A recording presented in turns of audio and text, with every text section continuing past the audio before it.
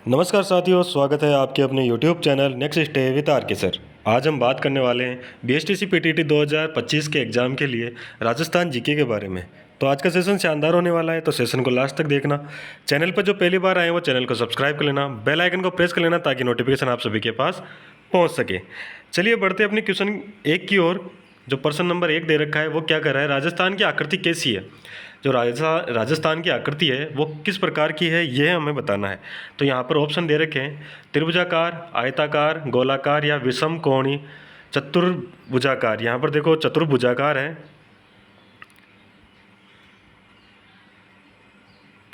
ठीक है। तो यहाँ पर जो ऑप्शन होगा वो कौन सा होगा। तो अगर बात करें किसकी, राजस्थान की आकृति की, तो वो है कौन सी, विषम कोणीय चतुर्भुजाकार। यानी ऑप्शन होगा कौन सा, डी ऑप्शन अपना राइट आंसर हो जाएगा।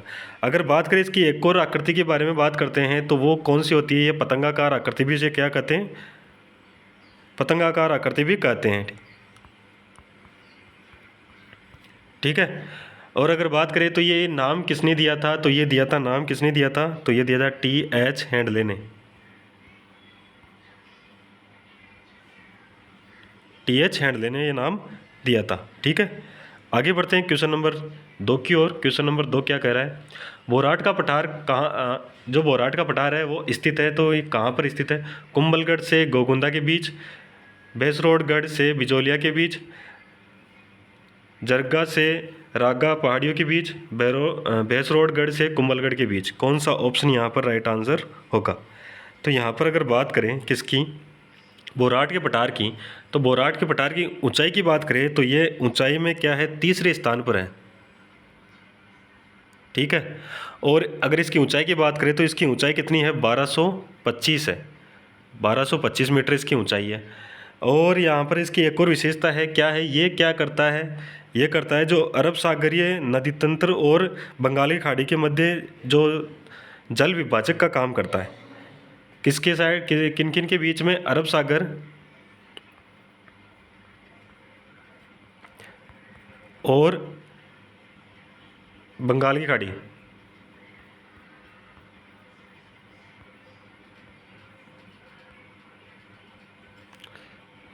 के बीच है ना, वो क्या करता है, जल विभाजक का काम करता है, जल विभाजक का कार्य करता है। तो अगर हम यहाँ पर बात करें कहाँ पर स्थित है, तो कुंभलगढ़ से गोगुंदा के बीच, ऑप्शन यहाँ पर ए अपना राइट आंसर हो जाएगा। समझ गए। चलिए आगे बढ़ते हैं नेक्स्ट क्वेश्चन की ओर। नेक्स्ट क्वेश्चन, क्वेश्चन नंबर 3 दे रखा है, राजस्थान के किस जिले से कर्क रेखा गुजरती है। तो राजस्थान के कौन सा जिला है जहाँ से कर्क रेखा गुजरती है। तो यहाँ पर अजमेर, चित्तौड़गढ़, बांसवाड़ा और उदयपुर दे रखा है। तो यहाँ ऑप्शन कौन सा हो जाएगा, कर्क रेखा गुजरती है। तो अगर बात करें कर्क रेखा की, तो राजस्थान में इसकी लंबाई की बात करें तो लंबाई में इसकी 21 किलोमीटर की है, ठीक है। और ये गुजरती है कहाँ से, बांसवाड़ा और डूंगरपुर। तो ऑप्शन यहाँ पर जो ऑप्शन हो जाएगा वो हो जाएगा सी। और एक और है, वो कौन सा है, डूंगरपुर, ठीक है। और यहाँ पर अगर बात करें कर्क रेखा की, तो कर्क रेखा को क्या है, माही नदी 2 बार काटती है, 2 बार काटती है,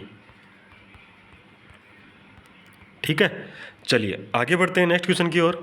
क्वेश्चन नंबर 4 हमारे पास दे रखा है, राजस्थान के किस जिले में सबसे अधिक वर्षा होती है। राजस्थान के किस जिले में सबसे अधिक वर्षा होती है, ये हमें बताना है। ऑप्शन दे रखा है सिरोही, कोटा, चित्तौड़गढ़ और झालावाड़। कौन सा ऑप्शन यहाँ पर राइट आंसर होगा। अगर बात करें किसकी, वर्षा की सर्वाधिक वर्षा कौन से जिले में होती है, देखो जिला दे रखा है तो जिले की बात हो रही है, तो वो होता है झालावाड़ में। ऑप्शन कौन सा हो जाएगा, डी अपना राइट आंसर हो जाएगा। अगर बात करें किसकी, स्थान की, सर्वाधिक वर्षा वाला स्थान अगर पूछे आपसे तो वो कौन सा होगा, तो वो होगा माउंट आबू। और ये कहाँ है, तो ये है सिरोही में, ठीक है। यहाँ पर अगर बात करें किसकी, न्यूनतम वर्षा जो होती है,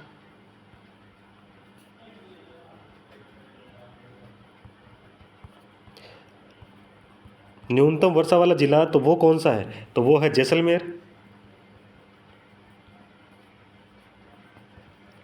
और अगर न्यूनतम वर्षा वाला स्थान पूछ ले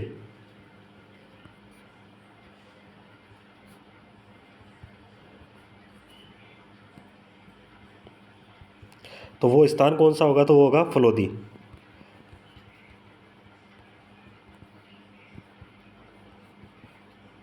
ठीक है, चलिए आगे बढ़ते हैं नेक्स्ट क्वेश्चन की ओर। समझ में आ गया होगा। अगर सेशन अच्छा लग रहा है तो सेशन को लाइक कर देना, शेयर कर देना, चैनल को सब्सक्राइब कर लेना। ठीक है, बेल आइकन को प्रेस कर लेना ताकि नोटिफिकेशन आप सभी के पास पहुंच सके। क्वेश्चन नंबर दे रखा है इस 5वां, क्या कह रहा है, राजस्थान में भारतीय मौसम विभाग की वेधशाला कहाँ पर स्थित है। मौसम विभाग की जो वेधशाला है वो कहाँ पर स्थित है, ये हमसे पूछा गया है। तो यहाँ पर जगह ऑप्शन कौन सा होगा, तो ऑप्शन ए हो जाएगा, जयपुर में है। यहाँ पर जो राइट आंसर होगा वो कौन सा होगा, ए ऑप्शन। आगे बढ़ते हैं नेक्स्ट क्वेश्चन की ओर। क्वेश्चन नंबर 6 दे रखा है, राजस्थान का सबसे ऊंचा पठार कौन सा है। राजस्थान का सबसे ऊंचा पठार कौन सा है, ये हमें बताना है। तो उनिया का पठार, मेसा का पठार, बिजोलिया का पठार या बोराट का पठार, कौन सा ऑप्शन यहाँ पर राइट आंसर होगा। तो सबसे ऊंचा पठार है वो कौन सा है, उड़िया का पठार। उड़िया का पठार है। इसकी अगर ऊंचाई की बात करें तो ये इसकी ऊंचाई है कितनी, 1360 मीटर। 1360 मीटर है, ठीक है ना। चलिए, और अगर स्थान की पूछ ले वह कहाँ पर है, तो ये है सिरोही में। कहाँ पर है, सिरोही में। आगे बढ़े क्वेश्चन नंबर 7 की ओर। क्वेश्चन नंबर 7 क्या कह रहा है, कपिल मुनि का मेला किस झील के किनारे प्रतिवर्ष कार्तिक पूर्णिमा को लगता है। देखो, अगर हमसे पूछ ले कभी कपिल मुनि का मेला किस मतलब कब बढ़ता है, तो कार्तिक पूर्णिमा। एक क्वेश्चन तो यहाँ से बनता है, ठीक है। और ये पूछ रहा है कि कौन सी झील के किनारे, तो वो झील भी हमें पता होनी चाहिए। तो यहाँ पर दे रखा है अनूप सागर, काओद, कोलायत और सूरसागर। कौन सा ऑप्शन यहाँ पर राइट आंसर होगा, तो यहाँ पर जो ऑप्शन होगा वो होगा कोलायत। ऑप्शन सी अपना राइट आंसर हो जाएगा, ठीक है। तो कपिल मुनि का मेला कहाँ बढ़ता है, कोलायत में। अगर पूछ ले कब बढ़ता है, तो कार्तिक पूर्णिमा को, ठीक है ना। चलिए आगे बढ़ते हैं नेक्स्ट क्वेश्चन की ओर। क्वेश्चन नंबर 8, राज्य में चंबल नदी द्वारा निर्मित चूलिया जल प्रपात किस जिले में है। देखो, चूलिया जल प्रपात है वो कहाँ पर है, ये हमें बताना है। तो कोटा, करौली, चित्तौड़गढ़ या धौलपुर। ऑप्शन हमारे पास चारों दे रखे हैं, इनमें से कौन सा ऑप्शन यहाँ पर राइट आंसर होगा। यहाँ पर जो ऑप्शन होगा वो कौन सा होगा, तो वो होगा चित्तौड़गढ़। ऑप्शन यहाँ पर कौन सा हो जाएगा, सी ऑप्शन राइट आंसर हो जाएगा, ठीक है। अगर बात करें किसकी, चूलिया पर जलप्रपात की, तो इसकी जो ऊंचाई है वो कितनी है, 18 मीटर है। कितनी है, 18 मीटर है, ठीक है। और कभी कभी क्वेश्चन पूछ लेता है चूलिया पर जलप्रपात कौन सी नदी पर है, तो नदी हमको पता रखनी है कौन सी है, चंबल नदी है, ठीक है। और अब स्थान पूछे तो वो कौन सा होगा, यहाँ पर होगा चित्तौड़गढ़, ठीक है ना। और ऊंचाई पूछे तो ऊंचाई कितनी होगी, 18 मीटर होगी। यानी एक क्वेश्चन से हमारे पास यहाँ कितने क्वेश्चन बने, 3 क्वेश्चन बने, ठीक है ना। तो यहाँ पर हमने 3 क्वेश्चन देख लिए। चलिए आगे बढ़ते हैं नेक्स्ट क्वेश्चन की ओर। क्वेश्चन नंबर देख अपने पास है 9 नंबर, करणी माता का मंदिर कहाँ स्थित है। करणी माता का मंदिर कहाँ स्थित है, ये तो आप सभी को पता होगा, करणी माता का मंदिर कहाँ पर स्थित है। तो ये तो सभी को पता है। तो यहाँ पर ऑप्शन कौन सा हो जाएगा, तो ऑप्शन यहाँ पर हो जाएगा 1 नंबर, ए ऑप्शन यहाँ पर दे रखा है देशनोक बीकानेर। ऑप्शन ए अपना राइट आंसर हो जाएगा।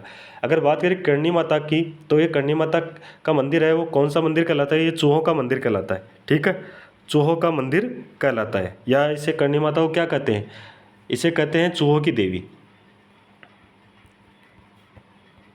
चूहों की देवी कहते हैं, ठीक है। चलिए आगे बढ़े नेक्स्ट क्वेश्चन की ओर।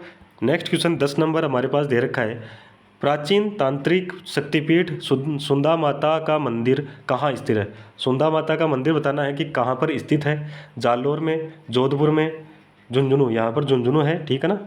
यहाँ पर क्या है, झुंझुनू और सिक्कर। कौन सा ऑप्शन यहाँ पर राइट आंसर होगा, जालोर में। ऑप्शन यहाँ पर कौन सा हो जाएगा, ए ऑप्शन अपना राइट आंसर हो जाएगा, ठीक है।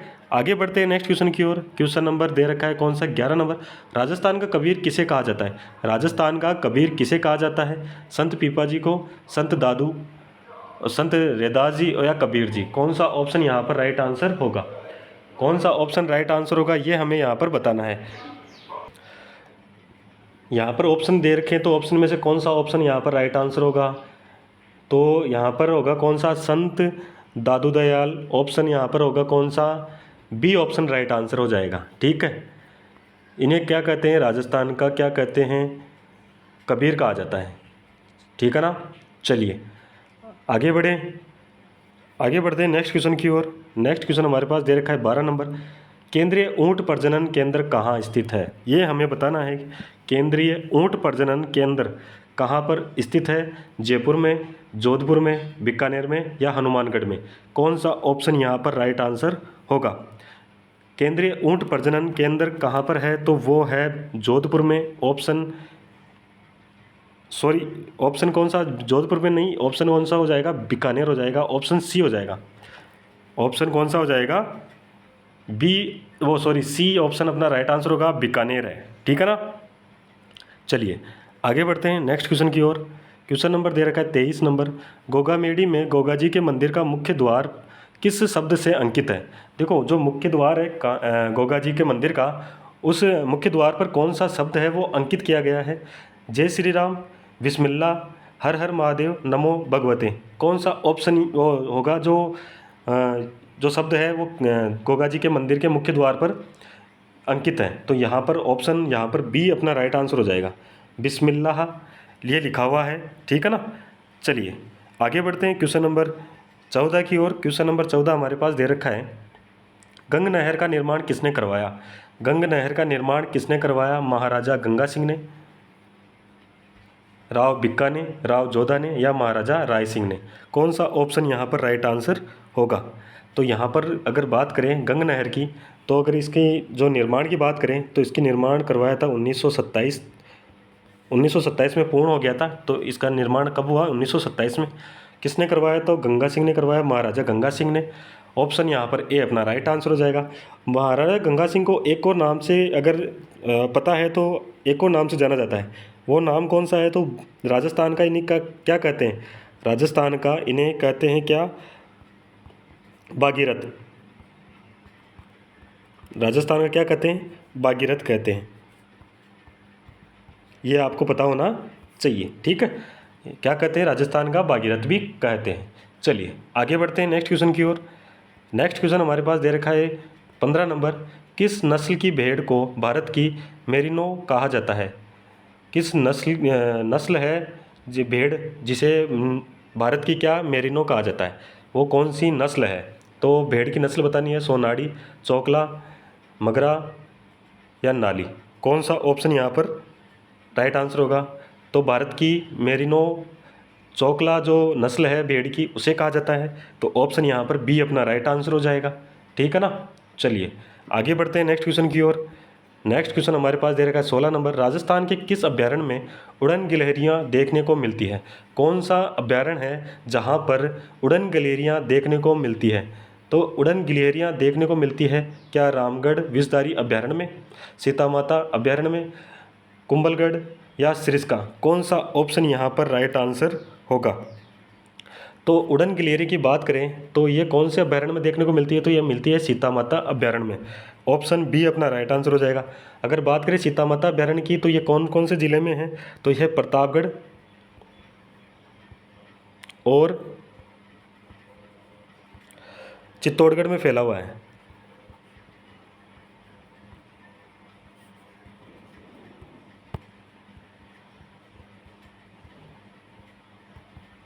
कहाँ कहाँ फैला हुआ है? प्रतापगढ़ और चित्तौड़गढ़ में। ठीक है। और ये अगर बात करें कहाँ की उड़न गिलहरियों की तो वो कौन से अभ्यारण्य में होगी? तो सीता माता अभ्यारण्य में होगी। ठीक है ना, समझ गए होंगे। चलिए आगे बढ़ते हैं नेक्स्ट क्वेश्चन की ओर। क्वेश्चन नंबर हमारे पास दे रखा है 17 नंबर। क्वेश्चन नंबर 17 कह रहा है ताल छापर अभ्यारण्य किसके लिए प्रसिद्ध है? और वह है ताल छापर जो अभ्यारण्य है वो किसके लिए प्रसिद्ध है, ये हमें यहाँ पर बताना है। जंगली सुअर, कृष्णमृग, भालू या बाघ? कौन सा ऑप्शन यहाँ पर राइट आंसर होगा? किसकी बात हो रही है? ताल छापर अभ्यारण्य की। कहाँ पर है? तो यह है चूरू में। कहाँ पर है? चूरू में है। तो ये भी आपको पता होना चाहिए कि ताल छापर अभ्यारण्य कहाँ पर है? चूरू में है। किसके लिए जो प्रसिद्ध है? तो प्रसिद्ध है किसके लिए? कृष्णमृग के लिए, यानी ये काले हिरण के लिए प्रसिद्ध है। ठीक है। चलिए आगे बढ़ते हैं नेक्स्ट क्वेश्चन की ओर। क्वेश्चन नंबर हमारे पास दे रखा है 18 नंबर। राजस्थान ने अपनी वन नीति किस वर्ष अपनाई? जो राजस्थान ने अपनी वन नीति है वो किस वर्ष अपनाई? 2012, 2011, 2010 या 2014? कौन सा ऑप्शन यहाँ पर राइट आंसर होगा? तो राजस्थान ने वन नीति अपनाई, वो कब अपनाई? 2010 में। ऑप्शन सी अपना राइट आंसर हो जाएगा। आगे बढ़ते हैं नेक्स्ट क्वेश्चन की ओर। क्वेश्चन नंबर दे रखा है 19 नंबर। राजस्थान का एकीकरण से पहले क्या नाम था? राजस्थान का एकीकरण से पहले क्या नाम था ये हमें बताना है। तो यहाँ पर जब ऑप्शन दे रखे हैं तो ऑप्शन कौन सा है जो राइट आंसर होगा। यहाँ पर ऑप्शन कौन कौन से दे रखे हैं, तो ऑप्शन दे रखा है राज दरबार, राजपुताना, रजवाड़ा प्रदेश या रायथाना सॉरी। यहाँ पर क्या ऑप्शन यहाँ पर होगा, तो आप सभी को पता है राजस्थान एकीकरण से पहले राजपुताना कहा जाता था राजस्थान को, तो बी ऑप्शन अपना राइट आंसर हो जाएगा। अगर बात करें किसकी, राजस्थान के एकीकरण की, राजस्थान के एकीकरण की बात करें तो एकीकरण की जो शुरुआत हुई थी वो हुई थी 18 मार्च 1948। और अगर बात करें किसकी समापन की, तो 1 नवंबर 1956 को राजस्थान को जो समापन हुआ था। अगर बात करें एकीकरण की, तो एकीकरण कितने चरणों में हुआ था, तो 7 चरणों में पूरा हुआ था। एकीकरण का जो चरण थे वो कितने थे, 7 चरण थे। 7 चरण में क्या हुआ था एकीकरण का, राजस्थान का एकीकरण संपूर्ण हुआ था। अगर इसकी एकीकरण की समय अवधि पूछे आपसे, समय अवधि पूछे तो समय अवधि क्या होगी, तो समय कितना लगा था एकीकरण में, तो वो लगा था 8 वर्ष 7 माह और 14 दिन। कितना लगा था, 8 वर्ष 7 माह और 14 दिन का समय लगा था। ठीक है, समझ गए। चलिए आगे बढ़ते हैं नेक्स्ट क्वेश्चन की ओर। क्वेश्चन नंबर दे रखा है 20। 56 का मैदान है, 56 का मैदान है कहाँ पर है ये हमें बताना है। दक्षिणी पूर्वी उदयपुर, बांसवाड़ा एवं चित्तौड़गढ़ के दक्षिणी क्षेत्र को, कोटा और बूंदी जिले का लगभग 1/3 क्षेत्र, श्री गंगानगर जिले के मैदान क्षेत्र को, या भरतपुर का मैदानी क्षेत्र। 56 का मैदान कौन सा ऑप्शन यहाँ पर होगा, 56 का मैदान है दक्षिणी पूर्वी उदयपुर, बांसवाड़ा एवं चित्तौड़गढ़ के दक्षिणी क्षेत्र को कहा जाता है। तो यहाँ पर ऑप्शन कौन सा हो जाएगा, ए ऑप्शन अपना राइट आंसर हो जाएगा। ठीक है, चलिए आगे बढ़ें नेक्स्ट क्वेश्चन की ओर। क्वेश्चन नंबर दे रखा है हमारे पास 21 नंबर। बीकानेर में मनाया जाता है, बीकानेर में मनाया जाता है ऊँट महोत्सव, मरु महोत्सव, पाटा समारोह या बीकानेर महोत्सव। कौन सा ऑप्शन यहाँ पर राइट आंसर होगा। तो अगर बात करें किसकी, बीकानेर में मनाए जाने वाले समारोह की, तो वो कौन सा है, ऊँट महोत्सव है। यहाँ पर कौन सा हो जाएगा, ए ऑप्शन अपना राइट आंसर हो जाएगा। अगर मरु महोत्सव की बात करें तो ये कहाँ मनाया जाता है, तो ये मनाया जाता है जैसलमेर में। ठीक है, जैसलमेर में मनाया जाता है। ठीक है ना, चलिए आगे बढ़ते हैं नेक्स्ट क्वेश्चन की ओर। क्वेश्चन नंबर 22 दे रखा है। जल महलों की नगरी, जल महलों की नगरी है उदयपुर, राजसमंद, अलवर या डिग। तो जल महलों की नगरी है वो कौन सा होगा, तो यहाँ पर ऑप्शन डी हो जाएगा, डिग। ठीक है, ऑप्शन कौन सा हो जाएगा, डी। और डी में दे रखा है डिग को क्या कहते हैं, जल महलों की नगरी कहते हैं। ठीक है ना, चलिए आगे बढ़ते हैं। अगर झीलों की नगरी की बात करें तो वो कौन सा होगा, उदयपुर होगा। ठीक है ना। दुर्ग जो मानसून महल के नाम से जाना जाता है, कौन सा दुर्ग है जो मानसून महल के नाम से जाना जाता है, ये हमें यहाँ पर बताना है। अचलगढ़ दुर्ग, सज्जनगढ़ दुर्ग, गागरोन दुर्ग या मांडलगढ़ दुर्ग। कौन सा ऑप्शन यहाँ पर राइट आंसर होगा, किसके लिए, मानसून महल के नाम से। तो मानसून महल के नाम से जाना जाता है कौन सा, सज्जनगढ़ दुर्ग। ऑप्शन यहाँ पर बी अपना राइट आंसर हो जाएगा। अगर बात करें किसकी, सज्जनगढ़ दुर्ग की, तो इसका निर्माण किसने करवाया। निर्माण की बात करें तो निर्माण करवाया था महाराणा सज्जन सिंह ने। और इनका जो उद्देश्य था वो क्या था, मानसून का जो लुत्फ़ उठाते हो ना मानसून का, उनके लिए, कि मानसून को का लुत्फ़ उठाया जा सके, इसलिए इस महल का निर्माण करवाया था। ठीक है, चलिए आगे बढ़े नेक्स्ट क्वेश्चन की ओर। क्वेश्चन नंबर दे रखा है कौन सा, 24 नंबर। कौन सी झील जगमंदिर व जगनिवास के लिए प्रसिद्ध है। कौन सी झील है जहाँ जगमंदिर और जगनिवास महल स्थित है।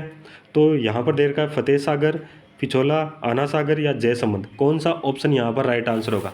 ये तो आप सभी का सही होना चाहिए, ये तो गलत हो ही नहीं सकता, क्योंकि ये तो सभी पढ़ते आ रहे हैं। तो यहाँ पर ऑप्शन कौन सा हो जाएगा, बी ऑप्शन हो जाएगा, पिछोला झील। ठीक है, ऑप्शन बी अपना राइट आंसर हो जाएगा। इसी के साथ आगे बढ़ते हैं नेक्स्ट क्वेश्चन की ओर। नेक्स्ट क्वेश्चन दे रखा है, मेसा का पठार किस जिले में स्थित है। मेसा का पठार है वो किस जिले में स्थित है, ये हमें बताना है। बात करें यहाँ पर ऑप्शन की तो दे रखा है चित्तौड़गढ़, राजसमंद, उदयपुर और सिरोही। कौन सा ऑप्शन होगा जो मेसा का पठार स्थित है। तो यहाँ पर अगर बात करें किसकी, मेसा की पठार की, तो मेसा का पठार है वो कहाँ पर है, चित्तौड़गढ़ में है। ऑप्शन कौन सा हो जाएगा, ए ऑप्शन अपना राइट आंसर हो जाएगा। ये क्या है, मेसा का पठार बेडज और गंभीरी नदी है ना, उनके द्वारा अपर्दित पठार है। अगर मेसा के पठार की बात करें तो ये अपर्दित पठार है। अपरदित। और अगर बात करें किसकी, नदियों नदियों की बात करें तो बेडस और गंभीरी की।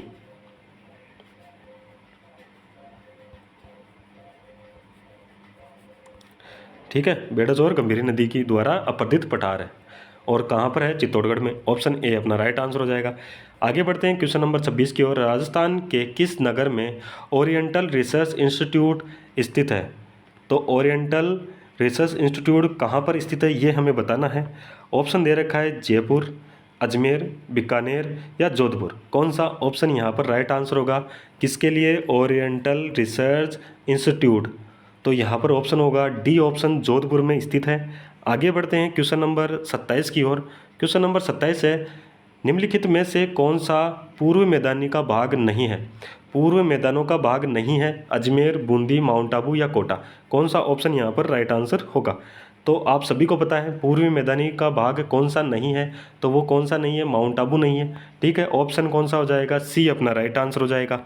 आगे बढ़ते हैं क्वेश्चन नंबर 28 की ओर। भैंसरोडगढ़ दुर्ग किन नदियों के संगम पर स्थित है? भैंसरोड जो दुर्ग है वो किन नदियों के संगम पर स्थित है? तो यहाँ पर होगा चंबल बनास, चंबल बामनी, काली सिंध चंबल या इनमें से कोई नहीं। कौन सा ऑप्शन यहाँ पर राइट आंसर होगा? अगर बात करें किसकी? भैंसरोड दुर्ग की, तो ये कौन सा दुर्ग है? ये जल दुर्ग है। जल दुर्ग, या इसे ही क्या कहते हैं? ओदुक कहते हैं। ठीक है, और इसकी बात करें कहाँ पर है, तो ये है चंबल और बामनी नदी। ऑप्शन कौन सा हो जाएगा? बी ऑप्शन अपना राइट आंसर हो जाएगा। इनके संगम पर है। और यहीं पर क्या है? यहीं पर है चूलिया जलप्रपात, अभी बात की थी ना।